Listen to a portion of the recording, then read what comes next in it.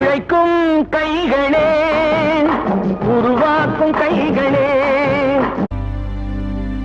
வலியே வலிமை, வலியே வலிமை, வலியே தோழா வலிமையப்பா. படைத்தவனுக்கும் பாமரனுக்கும் வலியே தான் பெரு வலிமையப்பா. வலியே வலிமை ஊடக நண்பர்களுக்கு வணக்கம். இப்பொழுது நமது சிறப்பு நேர்காணலில் வலியே வலிமை மக்கள் கட்சியினுடைய நிறுவன தலைவர் தோழர் ஜெயசீலன் அவர்களை சந்திக்க இருக்கிறோம். வணக்கம் தோழர். வணக்கம் தோழர் பாஸ்கர் அவர்களே. பெற்றவர்கள், உற்றவர்கள், நண்பர்கள், உறவினர்கள் இவர்கள் தம் பேச்சை கேட்கவில்லை என்றால் நீ நடுரோட்டில் நிற்பாய்தான் என்று சாபம் கொடுக்கிறார்கள். இந்த சாபத்தை நாம் வேதமாக எடுத்துக்கொண்டு நம் இலக்கை அடைவது எப்படி? பெற்றவர்களின் சாபம். ஒரு பழமொழி சொல்லுவாங்க, கோழி மிதிச்சு குஞ்சு சாகாது என்று. ஆனால் அதே பெற்றோர்கள்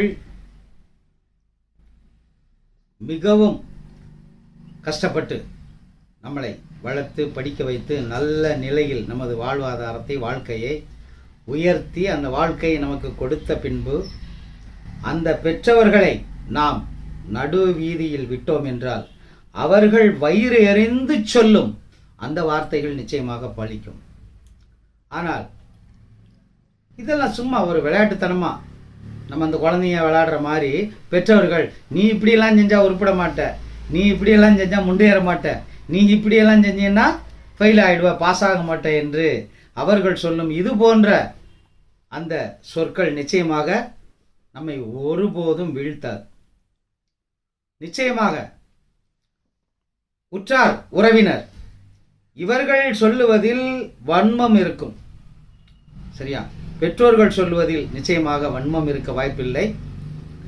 ஆனால் இந்த உற்றார் உறவினர், குறிப்பாக ஒரு இடத்துல வேலை செய்கிறோம், இல்லை ஒரு வியாபாரம் பண்ணுறோம், அவர்கள் நினைப்பது போல் நாம் நடக்கவில்லை என்றால் அவர்கள் சொல்லும் இந்த சாபமான வார்த்தை நாம் வரமாக மாற்ற வேண்டும். ஒரு மந்திர சொல்லாக அதை எடுத்து அந்த சொல்லை வரமாக மாற்ற வேண்டும். உதாரணமாக பார்த்தீங்கன்னா, ஒரு 25 வருஷத்துக்கு முன்னாடி இதை விட கொடூரமான வார்த்தைகளால் எனக்கு நிறைய பேர் கடை முதலாளிங்க சாபம் கொடுத்துருக்காங்க. நீ முன்னேறவே மாட்ட, இப்படியெல்லாம் அடாவடியாக பண்ணேன்னா அடாவடியாக இருக்காது. என்ன, நம்ம உரிமையை கேட்டுருப்போம், அவங்கக்கிட்ட போய் நம்ம உரிமையை கேட்போம். உரிமையை கேட்கும்போது அவங்க அதை அடாவடிம்பாங்க. எப்பவுமே எல்லாருமே அவர்கள் உரிமையை அடுத்தவரிடத்தில் நாம் எதிர்பார்க்கும் போது அது அவர்களது பார்வையில் அது அடாவடியாக தெரியும். உடனே ஒரு சாபம் கொடுப்பாங்க. இந்த மாதிரி சாபம்லாம் நிச்சயமாக நம்மளை ஒன்றும் செய்யாது. அதுபோல் அந்த சாபத்தை நாம் எடுத்துக்கொள்வதை பொறுத்து இருக்கிறது. நான் எடுத்துக்கொண்டேன், அந்த சாபத்தை வரமாக எடுத்துக்கொண்டேன். அவங்க சாபம் கொடுக்கும்போதெல்லாம் நாம் சைக்கிளில் தான் போனோம். அவங்க கொடுத்த சாபத்தை நாம் வரமாக எடுத்துக்கிறப்ப இன்னைக்கு காரில் போயிட்டு இருக்கோம். இந்த 25 ஆண்டுகளில் பொருளாதாரத்தில் தன்னிறைவு பெற்று நாம் நினைத்த வாழ்க்கையை இன்று வாழ்ந்து கொண்டு இருக்கிறோம். அதனால் அது வரம். இது போன்ற சாபங்கள் நிச்சயமாக நம்மளை ஒன்றும் செய்யாது. ஆனால் பெற்றோர்களே இருந்தாலும் மாணவ செல்வங்களுக்கு இது போன்ற சாபங்களை கொடுக்காதீர்கள். நீ இப்படி படிக்கலைன்னாக்கா நீ ஃபெயில் ஆகிடுவ, நீ இப்படி இது வீட்டு பாடத்தை எழுதலைன்னாக்கா இந்த மாதிரி ஆகிடுவ, இந்த மாதிரி ஆகிடுவேன்னு சாபத்தை கொடுக்காதீங்க.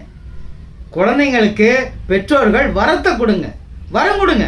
நீ நல்லா வருவ, அந்த குழந்தை படிக்கலைன்னா கூட அதுக்கு சொல்லி கொடுத்து இனி இப்படி செய், இப்படி செய், நல்லா வருவே என்று அந்த குழந்தைகளுக்கு உங்களுடைய வார்த்தைகள் வரமாக இருக்க வேண்டும், சாபமாக இருக்கக்கூடாது. நீங்கள் உங்களுடைய வார்த்தைகளை வரமாக கொடுக்கும் பொழுது நிச்சயம் அந்த குழந்தை நிச்சயமாக இந்த சமூகத்தில் ஒரு உயர்ந்த நிலைக்கு அந்த குழந்தை செல்வதற்கு உங்களுடைய அந்த வார்த்தை, அதான் கிறிஸ்து ராஜா சொன்னார், விண்ணும் மண்ணும் அழிந்து போகும், என் வார்த்தை ஒருபோதும் அழிவதில்லை என்று சொன்னார். அது மாதிரி பெற்றோர்களுடைய அந்த வார்த்தை வரமாக இருக்க வேண்டும், சாபமாக இருக்கக்கூடாது.